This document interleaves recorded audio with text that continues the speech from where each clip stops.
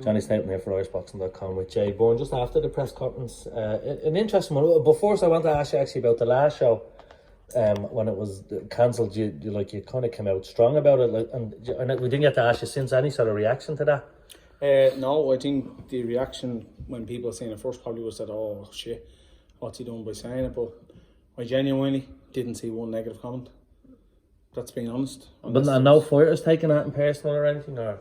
No, you can't take something personal if it's the truth. Well, you can in boxing, you can. Look, the way I look at it is, I'll never drop a fighter because you can't sell tickets. That's not in me. I wouldn't do that. I'll try to help them and manoeuvre them whatever way I can, give them the options. But when fighters are telling me week in, week out, coming up to a show, that things are going good and yeah, no problems, no issues and the whole lot, and then bang, all of a sudden, a number of the fighters, nearly every fighter in the bill, has not sold any tickets or not sold really any, and so just a handful of tickets. That to me is disrespecting me, because I'm in the background paying for things, booking things, organising things and all that goes along with it, to be let down on the 11th hour. And that to me is just, they haven't shown me respect in that manner. So why would I go to the paper or to the news and say, yeah, we had an issue with the venue, or we had an issue with this, or we had an issue with that? No, I'll tell it as it is. I'm not going to lawyer paper over what the issue was. The issue was the fighters didn't do their job, we done our job, and they didn't do theirs. So I ain't going to be at loss. I'm not going to cancel me family holidays this year and the whole lot just because fighters didn't do their job. That's simple. And do you notice that going into this show then people are a bit more professional? Yeah. Yeah. You did notice? Yeah. And a lot of the fighters, come to me and say, like, you're right. I don't know why the lads don't seem to understand that or this, that, and the other. I've no problem with a fighter coming to me and saying, look, I'm struggling to sell tickets. Can't sell tickets. Because I'll help them.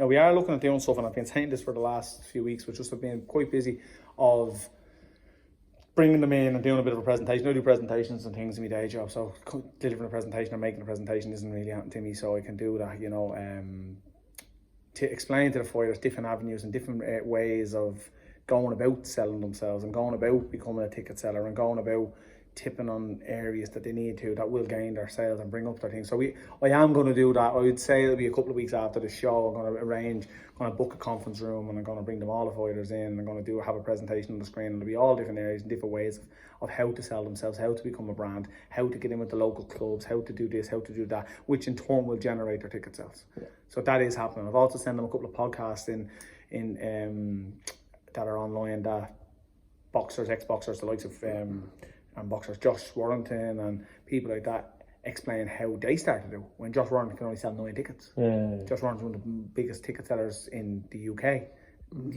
Because he had to do certain things and he had to grow and grow and grow. So we're looking at doing that with them as well, to help them. Yeah, and just on to this show then now that on Friday night, just to start with the main event, like it is a good tasty fight. Yeah, no, people would say it's a 50-50. I'd like to think it's a 50-50. I think it's a very good fight. I think it's 2 different styles, and yeah, I think it's a great fight. I obviously have full confidence that Tony is good enough to do it.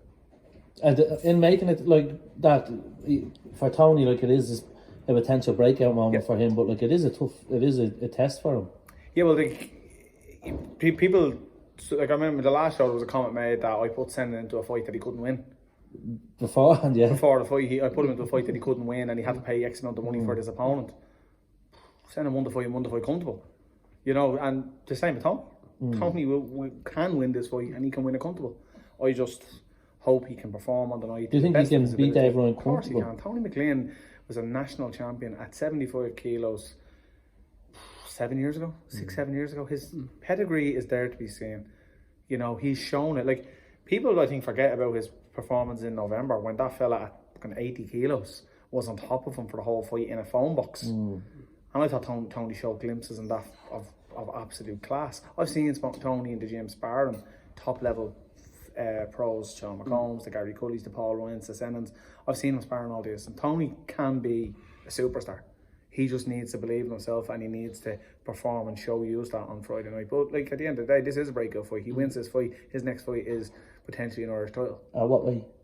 He was saying he can do lightweight. So I think if you're going to fight for your national title, it should be at the weight that you can do the comfortablest.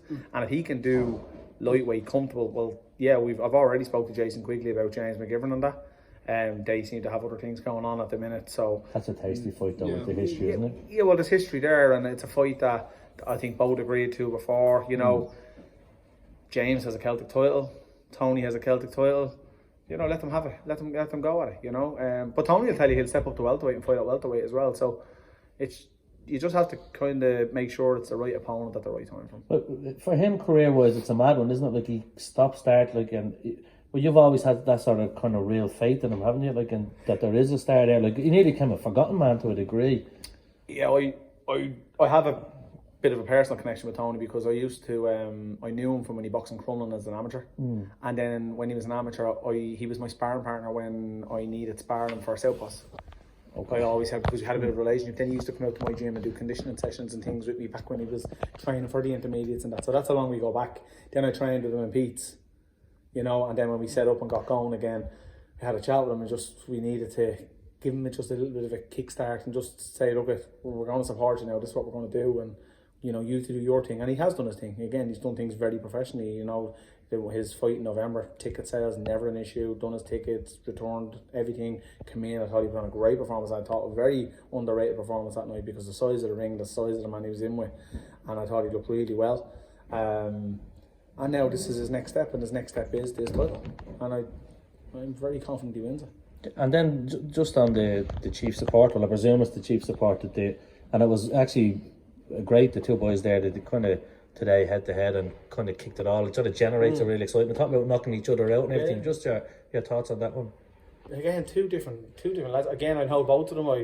I've done a little bit of training with Sean this week, and I trained alongside Shane when I first came back into boxing when I was huge under Pete. So I know both of them. So what can we expect this weekend and that one then? An old school. I don't think there'll be massive amount of, no disrespect to either of that, but I don't think there's going to be a massive amount of technical boxing on display. You're not going to have them feeling each other out and tit for tat and trying to outpoint the other. I think this will just be two lads that are going to come to the middle of the ring. They're going to probably show that they don't have massive boxing pedigree, i.e. amateurs titles and things like that. I reckon the two lads are going to stand in the middle of the ring and just kill each other. And as a promoter, that's what you want, isn't it? Yeah, like again, it's two lads that don't really have a massive fan base, don't have a big ticket sales. Just have a go. But by looking at them, you don't get the impression that's why they've taken it. No, they haven't. They both themselves from day one. See, Johnny, a lot of lads don't understand boxing, professional boxing. They don't understand that the way of doing things properly is you fight a journeyman, and then you get up to 6, 7, 8 and 0, and then you get a fight for a Celtic title, and then you go again and you build your way up, and all of a sudden you're 10 and 12 and 0 and you've never fought anybody. A lot of people don't understand that. When they don't understand that, the way it's supposed to be done, you get lads' ideas that come in. Okay, lads, I ask every single person we fight, what is your goal? What do you want to do? I want to fight. And I go, yeah, no, I get that, but like, what kind of fights? I always want to fight Irish lads. I want to fight good fights. They don't understand the so-called the rule book, things. Yeah. You know, and the rule book should be gone. It should be. Oh, it's great, isn't it? It should be. You know, and I think over the years, since my time when I kind of come in, I think since then it's kind of changed a little bit. It has changed a little bit, and you know, I was the same. I just wanted to fight. I was bored. Do you influence that, or you just no, I never tell a fighter to do that. I never say I would advise you just to go into 50-50s. I wouldn't do that. Before I was signing people, I have suggested to people who told me they couldn't sell tickets. Well, you could be an opponent. An opponent means you can win, you can lose, you can win, you can lose. I says you're not coming to lose, but the chances are you may lose because the other team probably wouldn't take it if you were better than them as such. And that would be the only way. But any of the lads that I've signed, no one has ever come to me and said that, and I've never said that to them. But if someone wants to fight someone, I would say, like I told the two lads, there's an option on the next show if you would like to if you'd like to fight him and if you'd like to fight him, and both of them are back within seconds. Yeah, that'd be crack. I'd love that.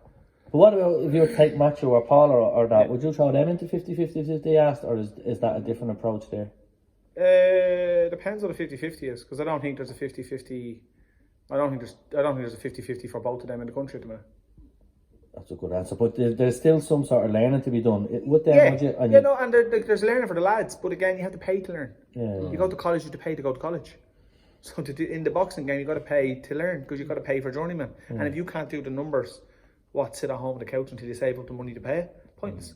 So do your learning on the job. But Matthew, Paul is a phenomenal support coming tomorrow on his debut. Matthew has a support. He's 4-0 inside 6 months, please God, now on Friday. And he's done a lot of learning. So once he can keep covering his boxes, ticking his boxes and covering the cost, well, yeah, and we do help the lads. It's not just you have to pay, or we do, we put our hands into our pockets on numerous occasions to help people out, you know what I mean? And we continue to do that. But again, it's just depending on the fighter, depending on their aspirations, and I personally believe that there's a couple of people in the stable that are willing to go all the way. Do you want to name them?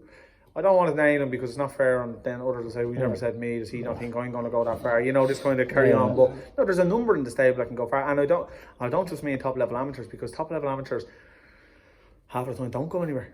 It's the fella that's not the top level amateur that can go forward. We've seen that over the years with some of our top level elite amateurs that have gone pro in the last 10 years that didn't go on to win world titles, and then you've got, for an example, Deco should have became a world champion and didn't, but John O'Carroll has nearly got there and probably still might get a chance at it. John wasn't half the amateur Deco was. So the top level amateurs don't always go that way, but again, there's a lot of areas. I think there's some in our stable. I think there's some dark horses there that definitely have potential to go far. And just to run through the card then quickly, Matt's hands are shaking here, he's going to have a heart attack. Like Paul Lunham, his debut, and there is general excitement about him, and what you want for him, talking to him, that's a bit mad. He seems a little bit conflicted. As you want to push him, and his team maybe just being that sensible, which is fair enough. Paul wants to do 10 fights against Journeyman. He can do 10 fights against Journeyman. There's no problem. Yeah. You know what I mean? He'll lose his fan base by doing that, because they're going to get fed up buying saying tickets over and over again to go and watch them do the same thing show after show. And I think in them situations you can go stale. It's the same thing over and over, the same kind of journeyman. That's not to say we won't do a handful of journeymen first. Yeah. It's all about the right fights at the right time. But he's all on the same page with him. We talk. Yeah, again, forget the next fight. He has to win this fight. True. He has to come through this fight before we can look at the next fight. So the next fight could be a similar journeyman over 6 rounds. We might see and go, oh, he's available. Celtic title's available. Oh, we'll take that. But if it's the right fight, he could be 10 fights in, we might not have got the right fight, we might not have stepped him up, but that's down to being the right time and the right fight at the right time. And if it's not ready to be stepped up or put into a tougher fight, it won't happen.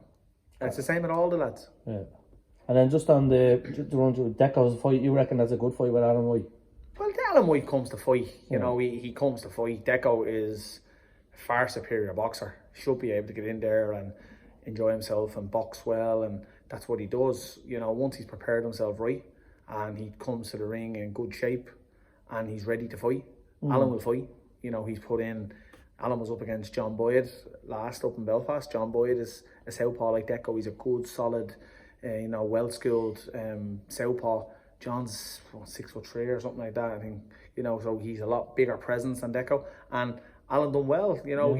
John won the fight, definitely, and comfortably won the fight, but Alan was there and he was plugging away and plugging away. That's the same Alan that's going to come on Friday. He's going to come, he's going to plug away, he's going to try Rob rounds. I think we spoke about Alan's performance against Glenn on Glenn's debut. Yeah. That was very, very close fight. You could argue that he should have got a round at least on that fight, and Glenn would tell you that as well. Glenn's rugged, he's tough, he's a fighter. Deco's a boxer, so Sean was another one. I thought he definitely got a round off Sean that night, and he caught Sean some heavy shots. But then again, Sean buzzed Alan. So again, Alan's the kind of, I picked Alan as an opponent for Deco on purpose for a reason. I knew Alan doesn't lie down. I know he'd come and he'd give Deco good work. Deco needs a good work because Deco wants to get a Celtic title and Irish title before he gets out, and he wants out this year.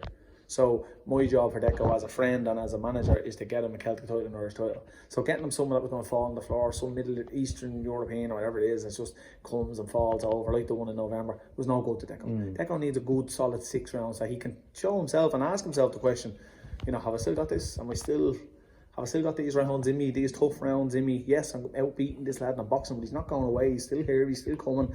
That's the fight Deco needed. Because then at the end of 6 tough rounds against an Alan White, he can go, Yeah, I'm ready for eight more rounds like that. For Have Celtic you titles. pathway for Deco then? Have you? Yeah, like ideally it was fight last month, Celtic title this month, Any and Irish opponents title. or? Well, we discussed. I don't know why it's gone to bed. We never even got notified. We had discussed with Dylan Moran's team that he was to fight Dylan Moran in Waterford in the summer for the Irish title. I haven't heard anything on that in a long time. I've heard Dylan's fighting now somewhere else and someone else, so I haven't heard that. Would you still like to make that fight? Oh yeah, well, we would make that fight. We're willing to talk to anybody. But there's another option on the table there, isn't there? Like if he comes through this fight, he is eligible for an Irish title, Deco. But he'd like to get the Celtic and get the Irish. But if we couldn't get, say, sending an opponent at light welter, I'm sure Senna would step up to welter and meet Deco at welter for the Irish title as well. I think that'd be a great fight. That is a great fight, yeah. It is a good fight. So there's options there, but again, Deco hasn't had a good 6 rounds in a good while. So Deco needs to be put in there in a good 6 rounds against a good level fella that's going to come forward, ask questions, you know, and once he comes through that, then I'm sure he'll be able to say to himself, yeah, no, I feel good after that, I'm well able to do that, and I'm good to go, I want to step up again. Or it could be one of them ones where, you know, he's got old overnight and he might say at the end of that, fuck that, I'm not able for these 6 rounders, I'm not able for these tough fellas that keep coming forward, because that's what title fights will do to you. So that's why we picked this fight. Yeah, I think just Peter Carr then left, is it? Or Peter Carr, Kane Lewis. Kane Lewis, Peter Carr, yeah, look, Peter's Peter. He's Ian's fighter, but we have had him on the show earlier in the year. We have him on this show, and he's great to work with. He's a character. Right? He's a character. I think, see, again, because you're small hall boxing, you're not really getting much. I think Peter is the kind of fella that the media would like. no, definitely. Joe calls him the purple sheep. Forget the black sheep. Yeah, the purple sheep. He comes out like you see why he was dressing all there today. I was like, that jacket's deadly. There's a rugrat jacket on. But he swapped some homeless lads for that jacket. No way. Yeah. Yeah, he just loved the jacket. Yeah. You know, then the hat and the glasses and all like that. But that's characters. We need characters, and you know, I hope he's not. I hope it's not getting missed. You know, he does look a character, but he can fight. And when Philip Sutcliffe Senior tells you he hits very hard, and I said to him, hard as Sucko, and he goes, just as hard. Now, Philip Sutcliffe was the hardest person I've ever been punched in the head by. Oh, that's everyone. And I've been punched in the head by lots of people. And he was the hardest I've been punched in the head. So if he hits as hard as Philip Sutcliffe, you have got someone there that's going to upset a lot of apple tarts in this industry. Sutcliffe said to me that he hits his house backs. Yeah, I think he does. I've never seen someone. You were at the last one, when he hit your man was asleep, standing up. Yeah, that was scary, and he was asleep upstairs in the room for a good hour after that. Yeah. So yeah, Peter's good. Kane Lewis, I think, is another one that's.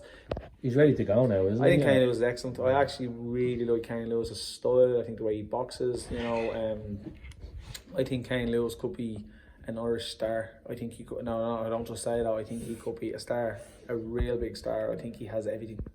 Genuinely, I think his mannerism, his you know, the way he speaks, you know, the way he goes about his business, how he performs in the ring, the shape he gets himself into. I think he is the real deal. And you don't see or hear anything about it. No, yeah. I think Kane is a star in the making. I think people need to get behind him. Lovely. Appreciate it, Jay. Thanks, man. Thanks, John.